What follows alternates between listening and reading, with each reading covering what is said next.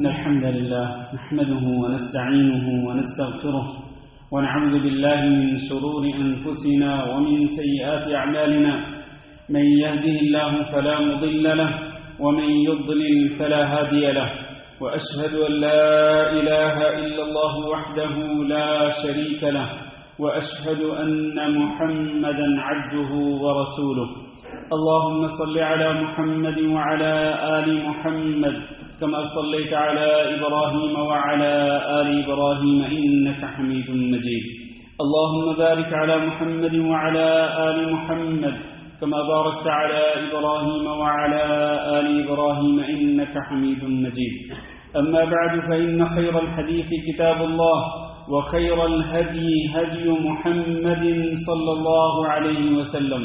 وشر الأمور محدثاتها وكل محدثة بدعة وكل بدعة ضلالة وكل ضلالة في النار أعوذ بالله من الشيطان الرجيم يا أيها الذين آمنوا اتقوا الله حق تقاته ولا تموتن إلا وأنتم مسلمون يا أيها الناس اتقوا ربكم الذي خلقكم من نفس واحدة وخلق منها زوجها وبث منهما رجالا كثيرا ونساء واتقوا الله الذي تساءلون به والأرحام إن الله كان عليكم رقيبا يا أيها الذين آمنوا اتقوا الله وقولوا قولا سديدا يصلح لكم أعمالكم ويغفر لكم ذنوبكم ومن يطع الله ورسوله فقد فاز فوزا عظيما لائق صد احترام بزرگوں، دوستوں اور بھائیوں اور معززات ماؤں، بہنوں، بیٹیوں اور خواتین اسلام، اللہ رب العزت بڑا ہی مہربان ہے اور بہت ہی رحم کرنے والا ہے۔ اللہ رب العزت کی رحمت کے جھونکے سال بھر میں وقتاً فوقتاً ٹائم ٹو ٹائم آتے رہتے ہیں، اور اللہ رب العزت اپنی رحمت کے یہ جھونکے اپنے بندوں میں سے جس کو چاہتا ہے نصیب کرتا ہے اور جس کو چاہتا ہے محروم کر دیتا ہے۔ اور نبی کریم صلی اللہ علیہ وسلم کے ارشاد گرامی ہے، افعلوا الخیر دہرکم، تم خیر کے کام اپنی پوری زندگی کرتے رہو، خیر کے کام تم اپنی پوری زندگی کرتے رہو، وتعرضوا لنفحات رحمت اللہ، اور اللہ رب العزت کی رحمت کے جو جھونکے ہیں ان سے ضرور فائدہ اٹھایا کرو۔ فإن للہ نفحات من رحمته، کیونکہ اللہ رب العزت کی رحمت کے جھونکے ہوتے ہیں، یصیب بها من یشاء من عباده، اللہ اپنے بندوں میں سے جس کو چاہتا ہے اپنی رحمت کے جھونکے نصیب کرتا ہے۔ وصلوا اللہ ان یستر عوراتکم، اور اللہ تعالیٰ سے یہ بھی دعا کرتے رہا کرو کہ اللہ تمہارے عیبوں پہ پردہ ڈال دے، ویؤمن روعاتکم، اور تمہیں امن کی حالت میں رکھے، سلامتی کی حالت میں رکھے، تب جب کہ خوف کی حالت ہو، تب جب کہ گھبراہٹ کا عالم ہو، تو اس وقت اللہ رب العزت تمہیں امن کے اندر اور سلامتی کے اندر رکھے۔ اس کی اللہ تعالیٰ سے دعا کرتے رہا کرو۔ یہ حدیث معجم طبرانی میں ہے اور شیخ البانی رحمہ اللہ نے اس کی سند کو حسن قرار دیا ہے۔ میرے عزیز بھائیوں، اللہ رب العزت کی رحمت کے جو جھونکوں کا جو موسم ہے، یہ موسم وقتاً فوقتاً آتا رہتا ہے۔ ان موسموں میں سے ایک موسم یہ شعبان کا مہینہ بھی ہے۔ شعبان کے مہینے میں بھی آپ یوں سمجھیں کہ اللہ رب العزت کی رحمت کے جھونکے آنا شروع ہو جاتے ہیں۔ جیسا کہ آپ کو معلوم ہے کہ جب بارشوں کا موسم آتا ہے، خاص طور پر گرمیوں کے اندر، اور بارشیں آنی ہوتی ہیں تو بارشوں سے پہلے ٹھنڈی ہوا کے جھونکے آتے ہیں، اور اس سے اللہ رب العزت کے بندے خوش ہو جاتے ہیں۔ اللہ کے بندے خوش ہو جاتے ہیں کہ ٹھنڈی ہوا کے جھونکے آنا شروع ہو گئے ہیں، اب اس کے بعد یقیناً بارش ہوگی۔ پھر بارش ہوتی ہے تو چہرے کھلکھلا اٹھتے ہیں، اور وہ کھیت جو کہ سڑ رہے ہوتے ہیں گرمی کی وجہ سے اور پانی نہ ملنے کی وجہ سے، وہ کھیت بھی لہلہانے لگتے ہیں، اور باغات جو ہیں ان پہ پھل لگنا شروع ہو جاتے ہیں، اور اسی طرح بندوں کے مزاجوں کے اندر تبدیلیاں آ جاتی ہیں۔ یوں سمجھیے کہ ماہ رمضان جو اللہ رب العزت کی رحمتوں کا مہینہ ہے، اس رحمتوں والے مہینے سے پہلے شعبان کے مہینے کے اندر رحمتوں کے یہ جھونکے آنا شروع ہو گئے ہیں۔ ان ہوا کے، ٹھنڈی ہوا کے، رحمت باری تعالیٰ کے جھونکوں سے فائدہ اٹھانا یہ ہمارے ذمے ہے۔ چنانچہ نبی کریم صلی اللہ علیہ وسلم اس ماہ مبارک کو، شعبان کے مہینے کو غنیمت سمجھتے ہوئے آپ صلی اللہ علیہ وسلم اس مہینے کے اندر کثرت کے ساتھ روزے رکھتے تھے۔ حضرت عائشہ رضی اللہ تعالیٰ عنہ بیان کرتی ہیں کہ ما رأیت رسول اللہ صلی اللہ علیہ وسلم استکمل صیام شہر الا رمضان، میں نے رسول اللہ صلی اللہ علیہ وسلم کو کبھی نہیں دیکھا کہ آپ نے پورے مہینے کے روزے رکھے ہوں سوائے رمضان مبارک کے۔ اور پھر فرماتی ہیں وما رأیتہ اکثر صیاما منہ فی شعبان، اور رمضان مبارک کے مکمل روزے رکھنے کے بعد سال کے باقی 11 مہینوں کے اندر نبی کریم صلی اللہ علیہ وسلم کو میں نے کبھی سب سے زیادہ روزے رکھتے ہوئے نہیں دیکھا، یعنی نفلی روزے رکھتے ہوئے نہیں دیکھا سوائے ماہ شعبان کے، کہ اس ماہ شعبان کے اندر آپ صلی اللہ علیہ وسلم تمام 11 مہینوں میں سب سے زیادہ نفلی روزے رکھتے تھے۔ اور حضرت اسامہ بن زید رضی اللہ تعالیٰ عنہ نے پوچھا نبی صلی اللہ علیہ وسلم سے کہ اس کی کیا وجہ ہے کہ آپ باقی 11 مہینوں کے اندر نفلی روزے اتنے نہیں رکھتے جتنے نفلی روزے آپ شعبان کے مہینے کے اندر رکھتے ہیں، اس میں حکمت کیا ہے؟ تو نبی صلی اللہ علیہ وسلم نے فرمایا ذاک شہر یغفل الناس عنہ بین رجب ورمضان، یہ شعبان کا مہینہ وہ ہے کہ جو رجب اور رمضان کے درمیان آتا ہے، لوگ اس میں غافل ہو جاتے ہیں، لوگ اس میں غافل ہو جاتے ہیں، کیونکہ رجب کا مہینہ حرمت والا مہینہ ہے، اور اس مہینے کی حرمت کی وجہ سے، اس کے تقدس کی وجہ سے لوگ اس مہینے کے اندر خصوصی طور پر اپنے آپ کو اللہ کی نافرمانیوں سے بچاتے ہیں، کیونکہ اللہ رب العزت کا حکم بھی یہی ہے کہ لا تظلموا فیہن انفسکم، ان حرمت والے مہینوں کے اندر تم نے اپنی جانوں پہ ظلم نہیں کرنا۔ چنانچہ اللہ کے بندے حرمت والے مہینوں کے اندر خاص طور پر اپنے آپ کو اللہ رب العزت کی نافرمانی سے اور گناہوں اور برائیوں سے بچاتے ہیں اور پرہیز کرتے ہیں، احتیاط کرتے ہیں۔ پھر اس کے بعد شعبان کے بعد جو رمضان کا مہینہ آتا ہے، رمضان کا مہینہ چونکہ عبادت کا مہینہ ہے، تو بہت سارے لوگ شعبان کے مہینے کے اندر اپنے دنیاوی کاموں کو سمیٹنے میں لگے رہتے ہیں اور اللہ رب العزت کی عبادت سے غافل ہو جاتے ہیں۔ یہ غفلت کی وہ وجہ ہے شعبان کے مہینے کے اندر۔ تو آپ صلی اللہ علیہ وسلم فرماتے ہیں کہ جب لوگ اللہ کی عبادت سے غافل ہوتے ہیں، میں اللہ کا نبی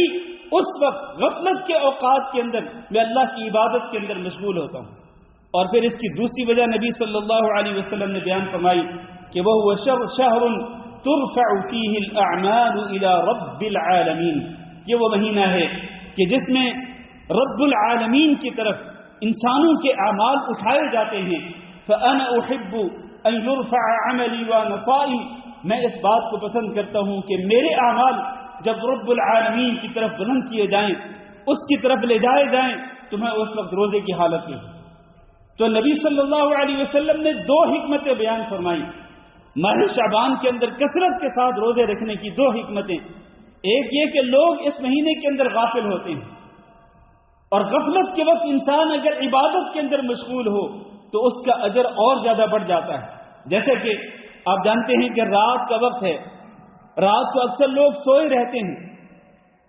اور نیند کے اندر وہ غفلت کے اندر رہتے ہیں،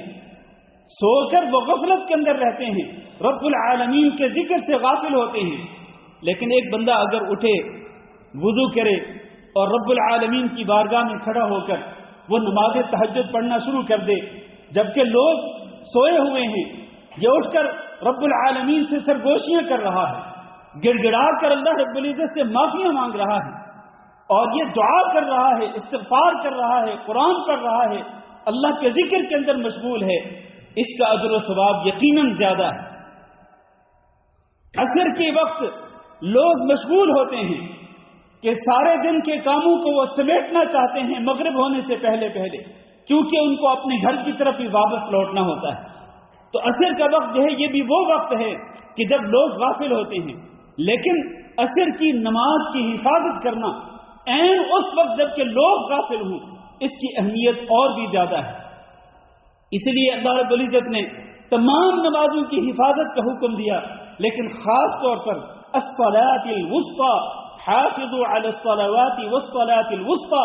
تمام نمازوں کی حفاظت کرو، لیکن خاص طور پر عصر کی نماز کی حفاظت کرو۔ اس کی وجہ کیا ہے؟ وجہ یہ ہے کہ اس وقت لوگ غافل ہوتے ہیں۔ بالکل یہی مثال ہے اس چیز کی کہ لوگ رجب اور رمضان کے درمیان شعبان کے مہینے میں غافل ہو جاتے ہیں۔ یہی ذہن میں ہوتا ہے کہ جب رمضان کا مہینہ آئے گا تو پھر عبادت کر لیں گے،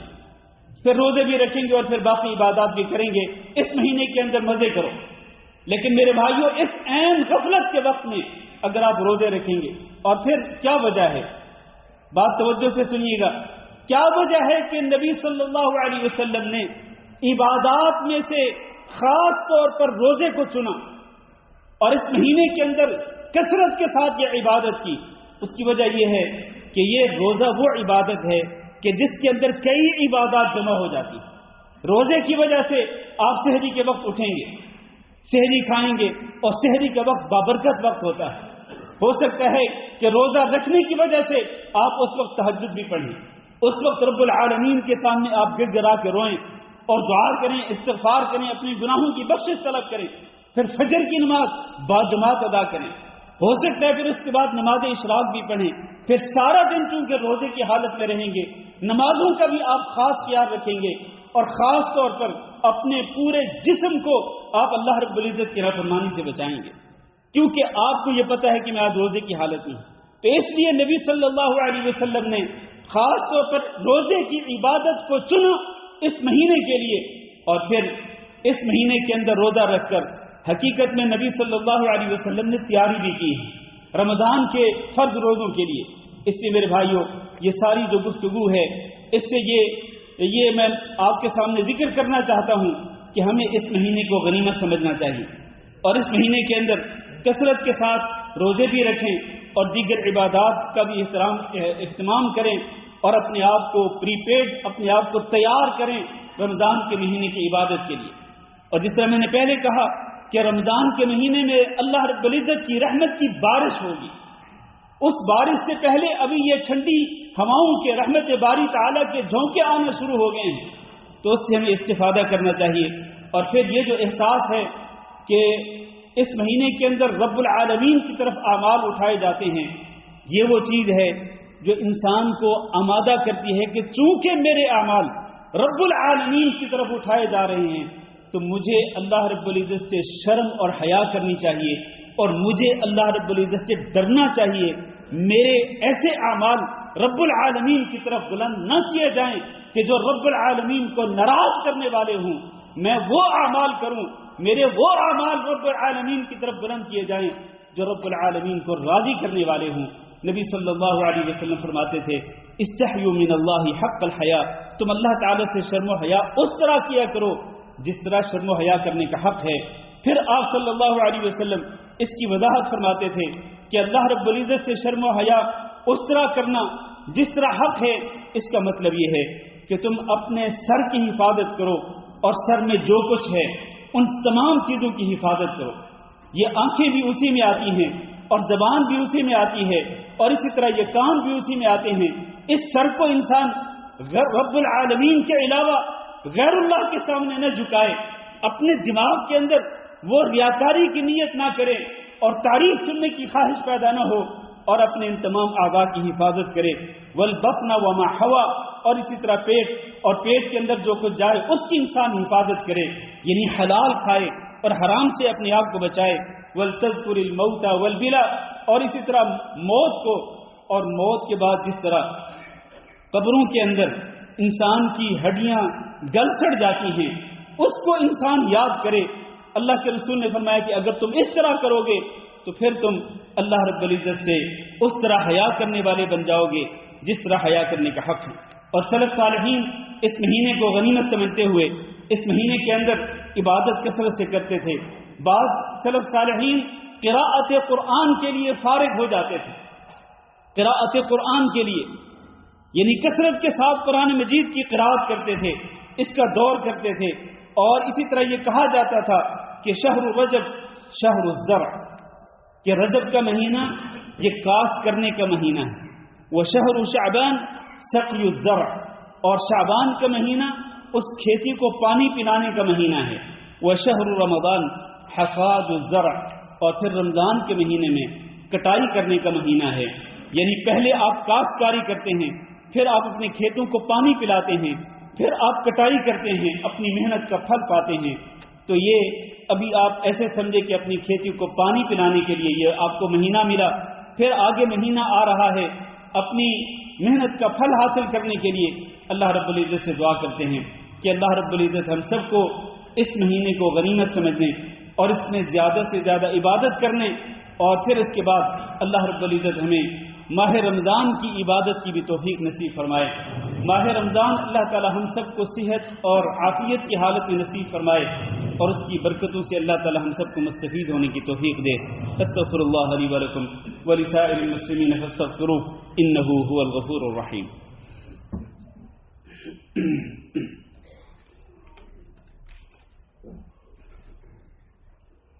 إن الحمد لله نحمده ونستعينه ونستغفره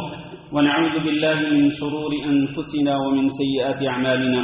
من يهده الله فلا مضل له ومن يضلل فلا هادي له، وأشهد أن لا إله إلا الله وحده لا شريك له، وأشهد أن محمدا عبده ورسوله۔ اللهم صل على محمد وعلى آل محمد كما صليت على إبراهيم وعلى آل إبراهيم إنك حميد مجيد۔ اللهم بارك على محمد وعلى آل محمد كما باركت على إبراهيم وعلى آل إبراهيم إنك حميد مجيد۔ اما بعد، عزیز القدر بھائیو، ویسے تو شعبان کا پورا مہینہ فضیلت والا مہینہ ہے، لیکن ایک رات جو کہ شعبان کی 15ویں رات ہے اس کی ایک خاص فضیلت ہے۔ رسول اکرم صلی اللہ علیہ وسلم نے ارشاد فرمایا، ان اللہ لا يطلع في ليلة من نصف شعبان، اللہ رب العزت شعبان کی 15ویں رات کو اپنی مخلوق کی طرف جھانک کے دیکھتا ہے، نظر رحمت کے ساتھ دیکھتا ہے، فیغفر لجمیع خلقہ، پھر اللہ رب العزت اپنے ان تمام بندوں کی مغفرت کر دیتا ہے جن کے دلوں کے اندر بغض نہیں ہوتا اور جو اللہ رب العزت کے ساتھ شرک نہیں کرتے۔ یعنی جو لوگ ان دو بیماریوں سے پاک ہوتے ہیں، ایک یہ ہے کہ وہ شرک نہیں کرتے، اور دوسرا یہ ہے کہ ان کے دلوں کے اندر بغض اور نفرت اور کدورت نہیں ہوتی اپنے بھائیوں کے لیے۔ جو شخص ان دو چیزوں سے پاک ہوتا ہے، اکیلے اللہ رب العزت کی عبادت کرنے والا ہوتا ہے، دل کو بھی پاک رکھنے والا ہوتا ہے، اللہ رب العزت اس کی مغفرت کر دیتا ہے۔ لہذا یوں سمجھیے کہ یہ مہینہ جو ہے یہ اس بات کا جائزہ لینے کا مہینہ ہے کہ کہیں ایسا تو نہیں کہ ہم اللہ رب العزت کی عبادت میں غیر اللہ کو شریک کرتے ہوں، کہیں ایسا تو نہیں ہے، اور اگر ایسا ہے تو پھر اللہ رب العزت سے سچے دل کے ساتھ معافی مانگے اور عقیدہ توحید کو سمجھے، اس عقیدے کو مستحکم کریں، اللہ کے سوا کسی کی عبادت نہ کریں، اور پھر اپنے دلوں کی صفائی بھی کریں،